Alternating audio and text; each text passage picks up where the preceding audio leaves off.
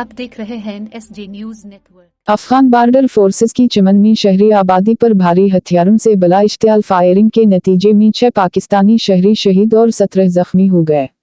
पाकिस्तान ने अफगान हुक्काम से राबिता करके जिम्मेदारान के खिलाफ सख्त कार्रवाई का मुतालबा किया है। ISPR के मुताबिक अफगान बॉर्डर फोर्सेस ने बलूचिस्तान के इलाके चमन में शहरी आबादी पर तोपखाने और मार्टर समेत भारी हथियारों से बला इश्तियाल और अंधाधुंध फायरिंग की, जिसके नतीजे में 6 शहरी शहीद और 17 अफराद जख्मी हुए।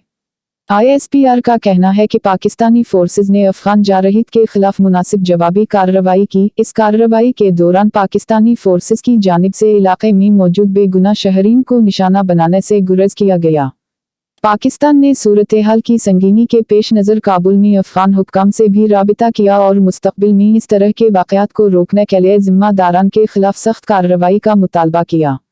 इस हवाले से लेवीज हुक्काम का कहना है कि पाक अफगान बॉर्डर बाब दोस्ती हर कस्म की आमद-ओ-रफ़त के लिए बंद कर दिया गया है, दो तरफा तिजारत मुअत्तल कर दी गई है और कस्टम हाउस को खाली कर दिया गया है।